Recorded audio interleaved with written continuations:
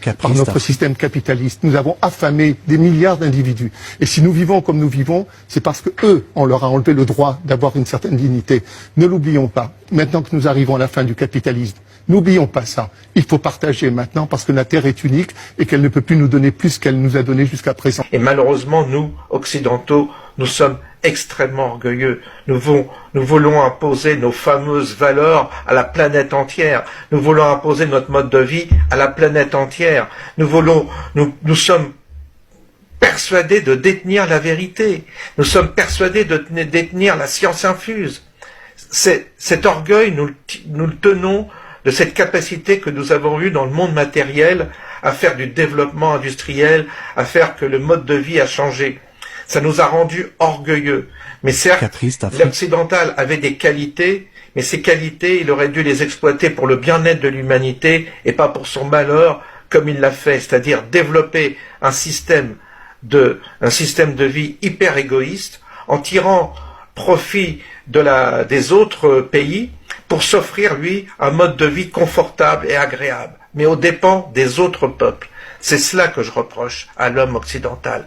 Il aurait dû utiliser ses capacités et ses talents, certes il en a, mais pour le bien de l'humanité, en englobant, si vous voulez, l'intérêt de tous les peuples. Et ça, il ne l'a pas fait. Du coup, nous sommes piégés par notre orgueil, par notre égoïsme, et nous allons le payer, bien entendu. Bon, soyons sérieux.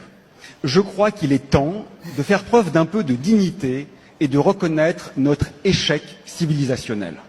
Je crois qu'il est temps de tout remettre sur la table, y compris les schèmes structuraux que l'on veut croire intangibles parce qu'ils servent notre pouvoir ou notre confort. Et je trouve qu'il est très caractéristique, voyez-vous, de l'arrogance occidentale. Je crois que nous n'avons pas tous ici bien compris que nous ne sommes pas la solution. Nous sommes le problème.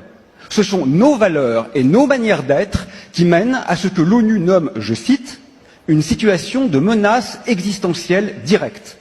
Et nous en sommes encore à pérorer sur notre exemplarité. Quelle suffisance! Alors que faire? Merci. Je ne m'attendais pas à être applaudi ici, c'est une bonne surprise. Je crois qu'il faut être un peu conséquent. Nous ne sommes déjà plus dans une crainte quant à l'avenir.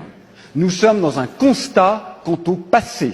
Nous avons d'ores et déjà éradiqué plus de la moitié des arbres, des insectes, des poissons d'eau douce, des mammifères sauvages. Nous laissons d'ores et déjà 700 000 êtres humains mourir chaque année de la pollution en Europe. Si même face à cette évidence, nous ne voyons pas la nécessité d'une refonte axiologique et ontologique drastique, c'est que nous faisons preuve d'une cécité que nos descendants, s'ils survivent, auront, croyez-moi, du mal à pardonner.